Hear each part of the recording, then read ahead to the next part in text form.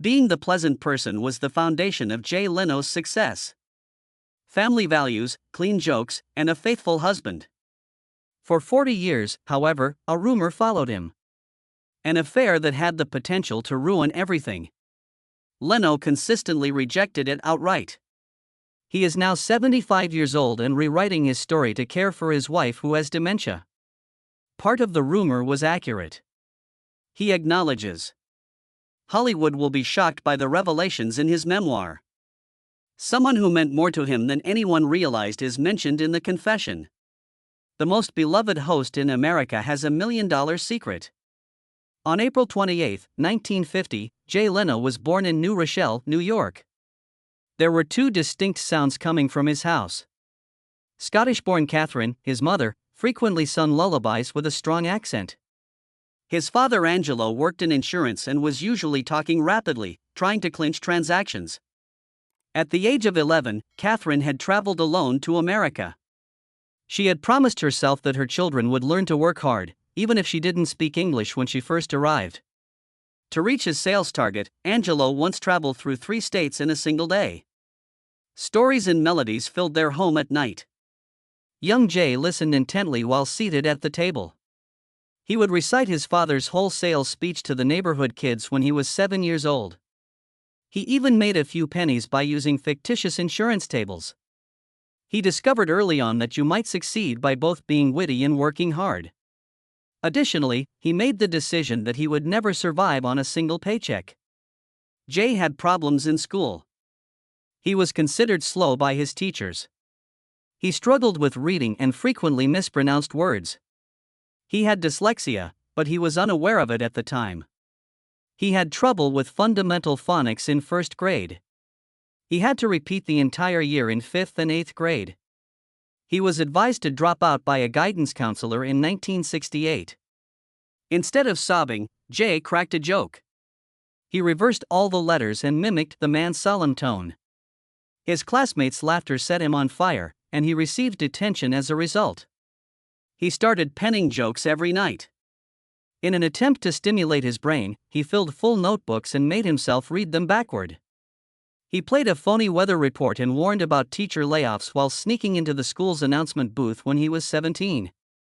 Although he received a 3-day suspension, the joke became a school legend. Jay also understood that he could use his reading difficulty as a comedy tool. Jay started working at Tony's Pizza in Andover when he was 14 years old, earning $1.25 per hour. He delivered pizzas in a beat-up Dodge as he was not permitted to use his dad's gleaming Buick. Each delivery had to be made in less than 20 minutes. Thus, he began by phoning the clients first, posing as a worried father and inquiring as to Jay's arrival status. They would then be at the door, waiting. It saved time. He rehearsed punchlines in the rearview mirror while he was driving. On a pizza grease-stained clipboard, he graded each joke. He brought 2 pizzas to a college party in February 1966 amid a snowfall. He requested to exchange them for 5 on-stage minutes. He made jokes about snow chains and anchovies. "I'm sorry, but might I just have the bathroom key?" "Yes, it is." "Don't try to take it, it's on this large ring." His first paid comic gig brought in $22 in tips. Tony wasn't thrilled and urged him to quit playing with the menu. Leno, the comedian with the pelican face. But Jay remembered the scene. Jay participated in a local YMCA talent contest in 1964 as well. He wanted to imitate his idol, Rodney Dangerfield. To replicate Rodney's sweaty appearance, he even applied cold cream to his face. However, the cream gave him a clown-like appearance when a stage light struck him. The audience began jeering because they believed he was making fun of Rodney. Jay broke the sound system and knocked over the microphone as he fled the stage in a panic. He had to repay his brother Patrick for the $5 he had borrowed to get in. He played the sound of the alcohol 47 times in a row that night. He promised himself that he would only proceed if he could generate his own content. Jay was accepted to Boston's Emerson College in 1969. Only because the creator felt guilty about his dyslexia did they welcome him. He majored in speech therapy, but he generally skipped classes. He attended a little open mic nightly at a cafe in a strip mall. One of Jay's gags about a Scottish French teacher was stolen by another comic on November 12, 1969. In a fit of rage, Jay leaped onto the stage and engaged the man outside in combat.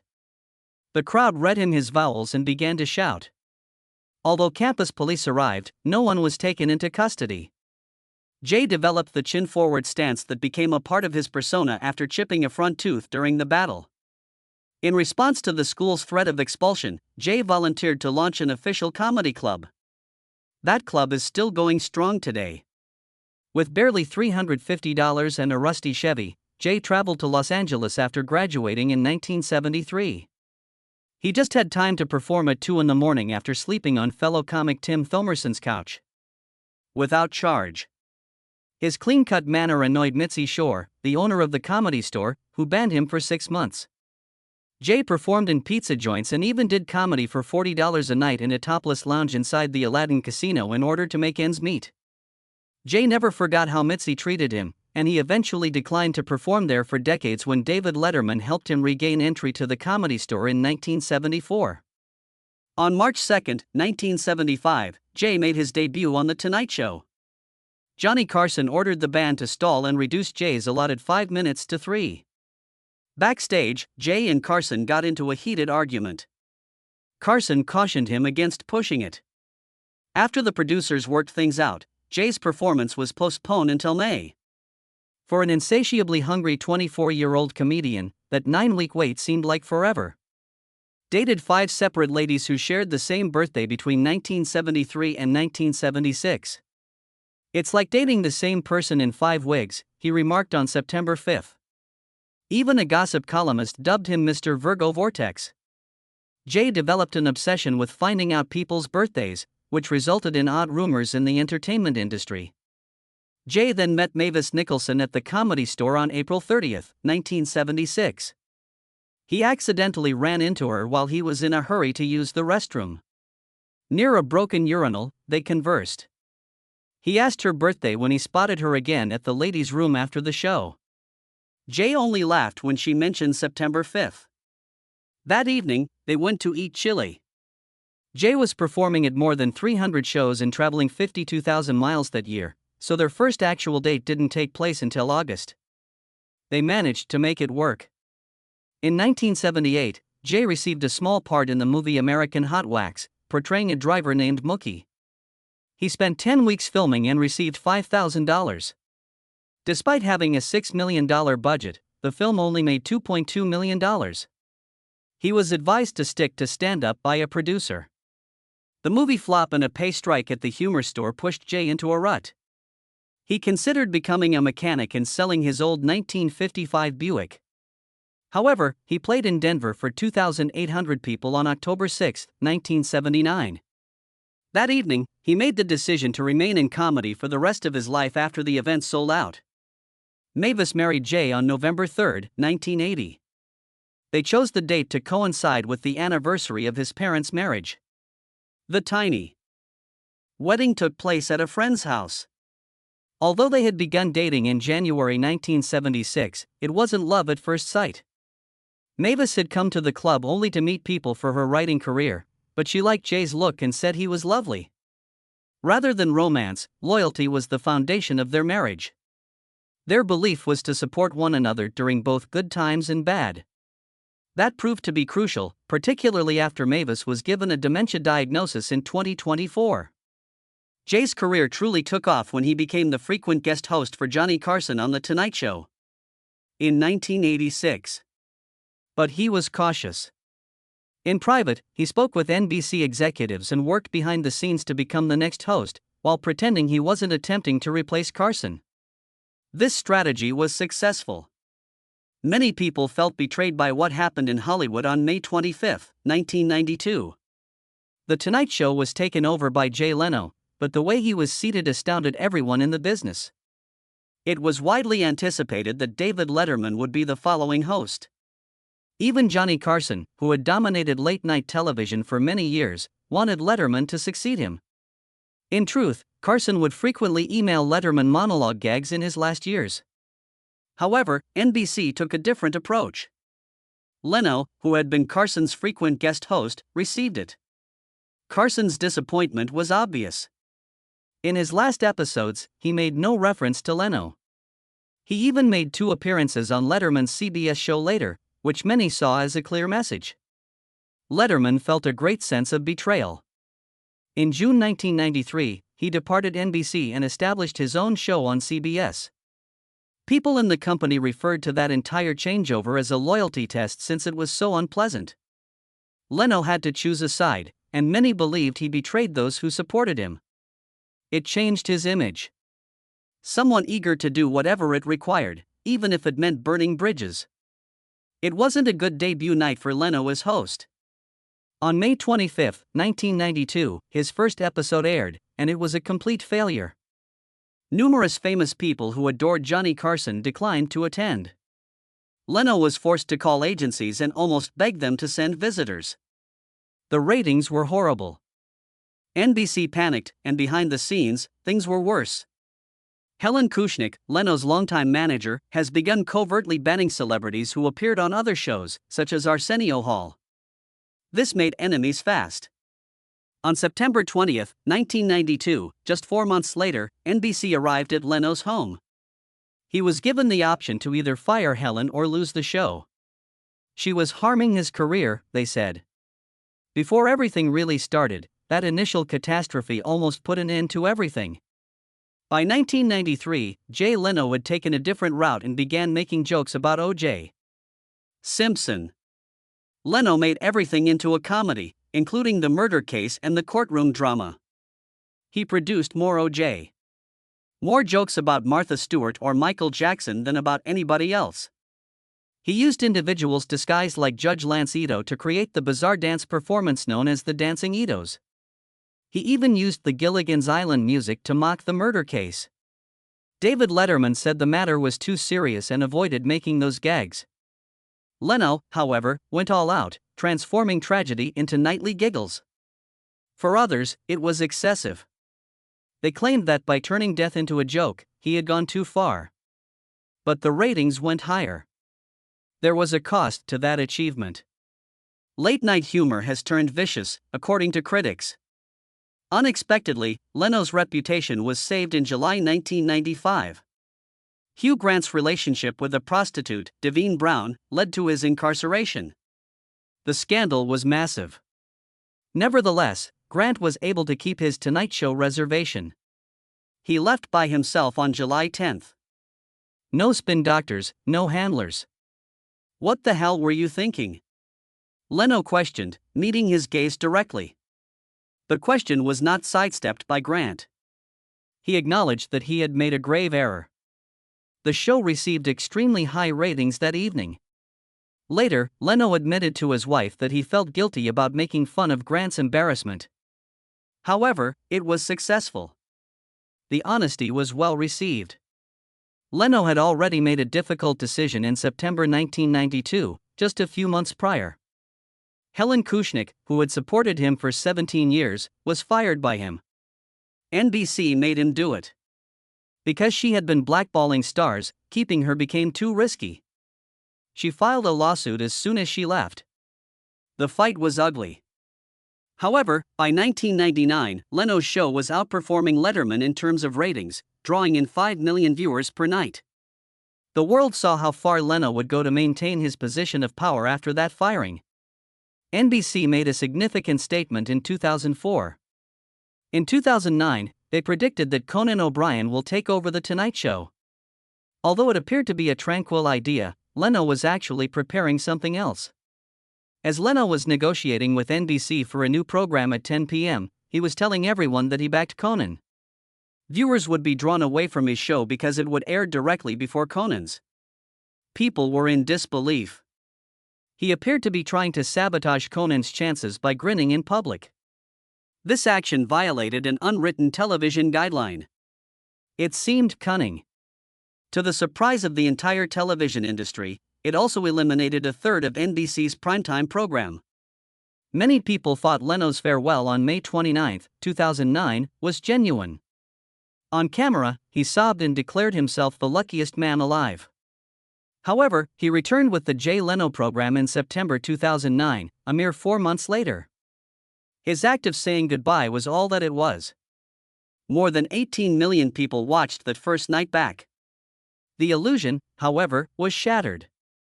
According to his detractors, Leno feigned emotion to win sympathy before crushing his successor. Then things became worse.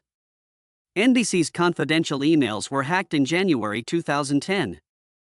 Leno should be moved back to 11:35 p.m., according to executives. Conan should be pushed to 12:05 a.m. It was a serious setback. Leno's team was even seen making fun of Conan in the emails, calling him unfunny. Jeff Zucker, one of the executives, threatened to fire Conan for 2 years if he didn't agree. Conan responded negatively and directly blamed Leno in his well-known People of Earth letter. Conan informed his employees that NBC ultimately paid millions to resolve the issue. And it caused a rift in the comedy community. Something odd emerged throughout this storm.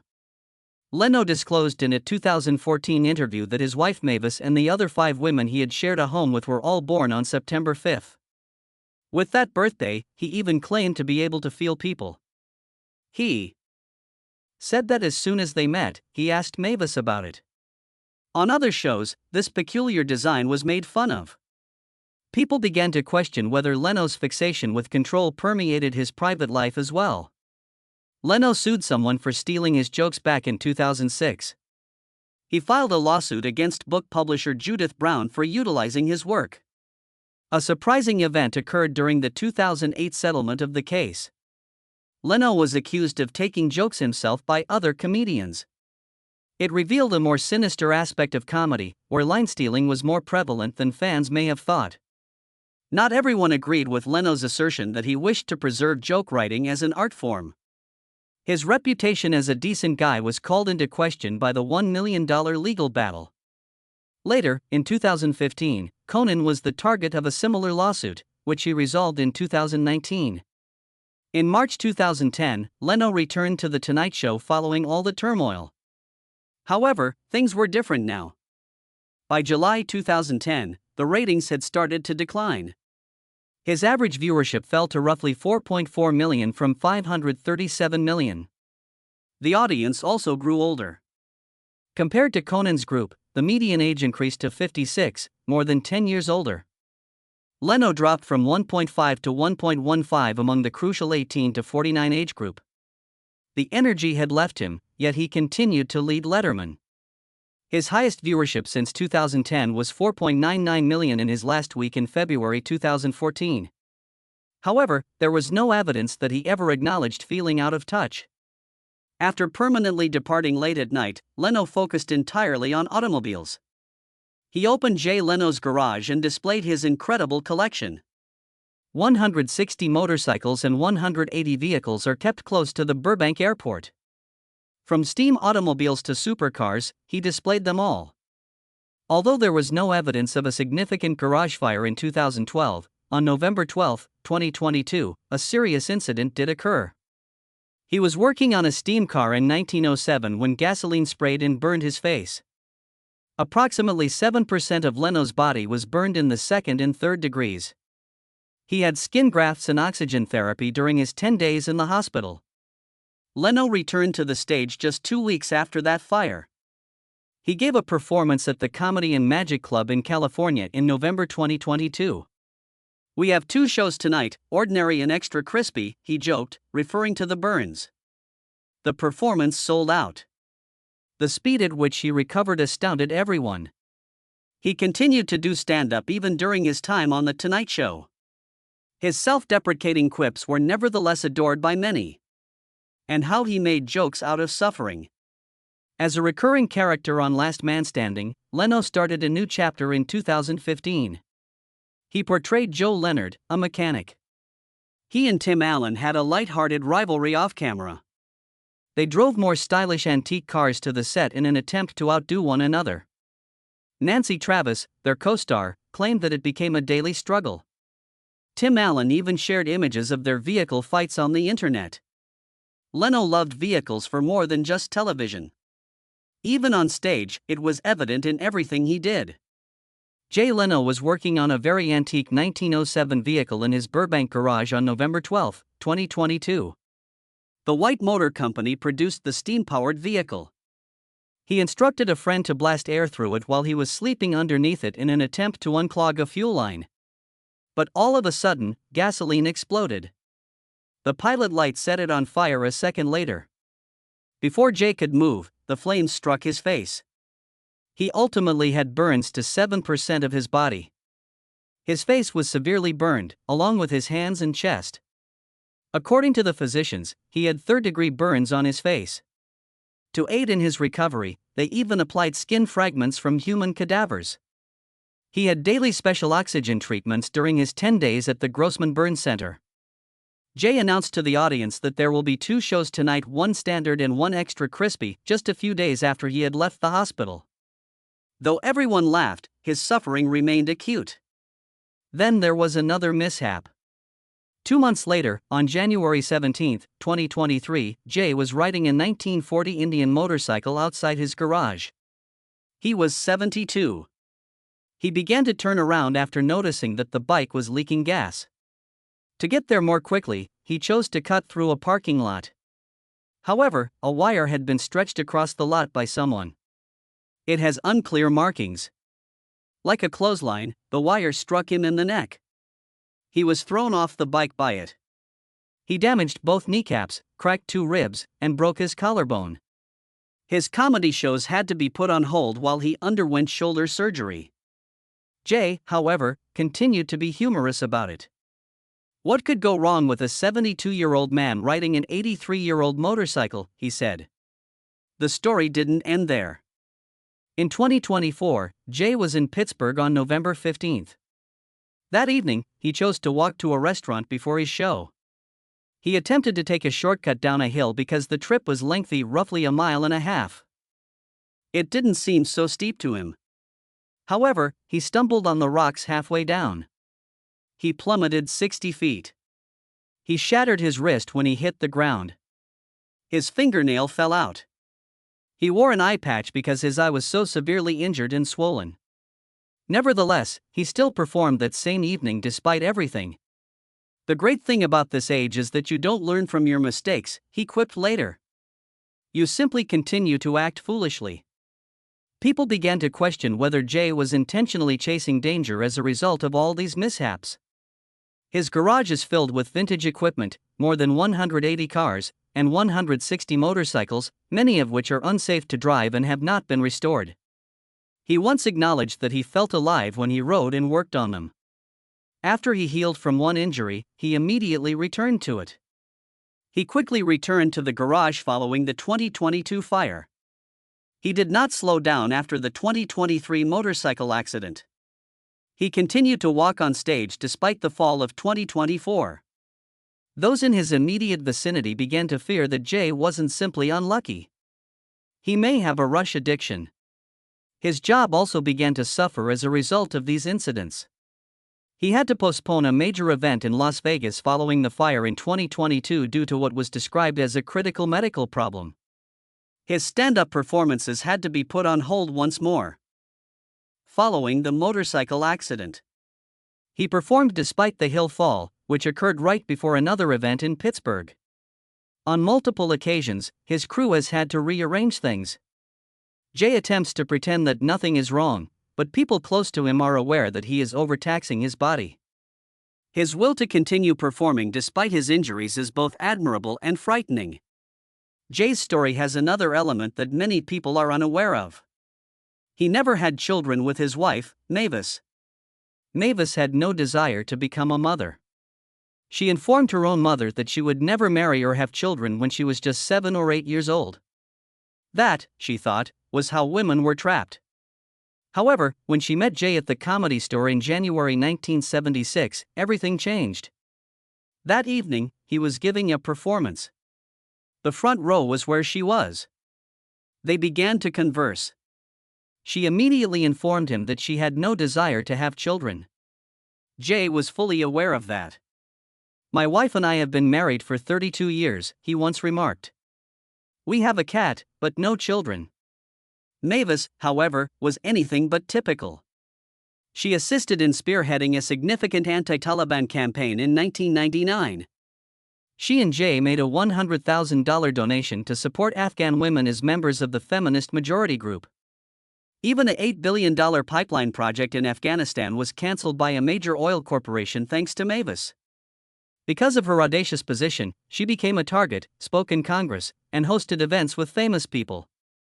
Stop Gender Apartheid in Afghanistan is the name she gave it. She had no fear. Their marriage wasn't always simple, though.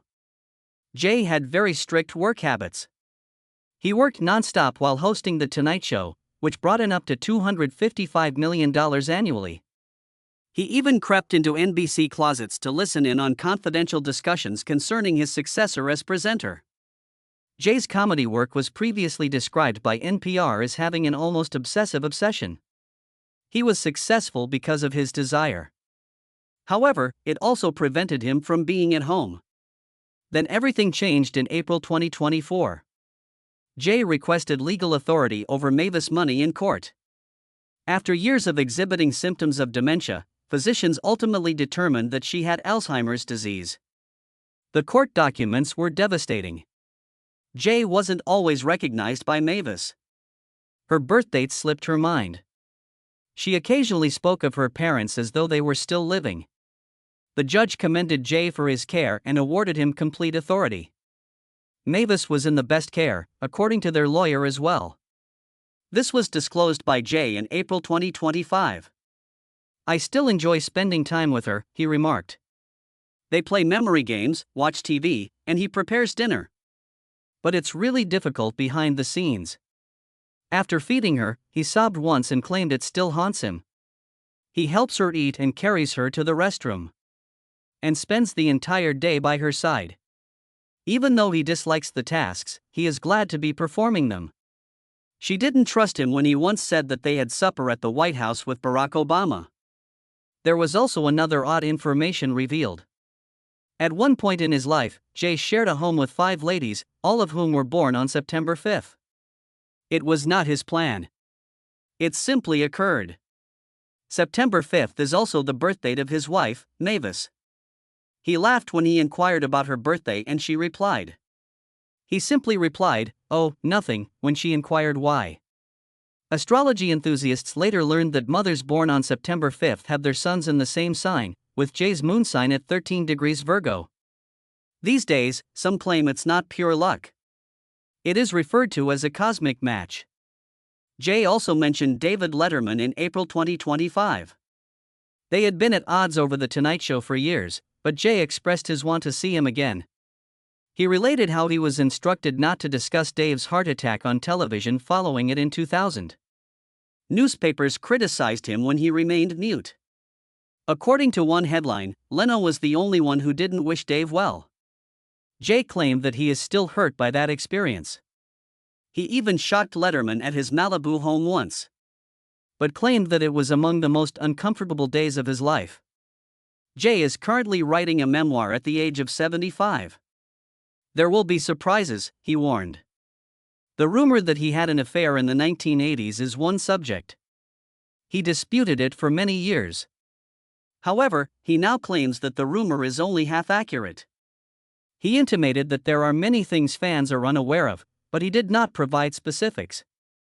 The end of 2025 is when the book is expected to be published. About the time of his 75th birthday.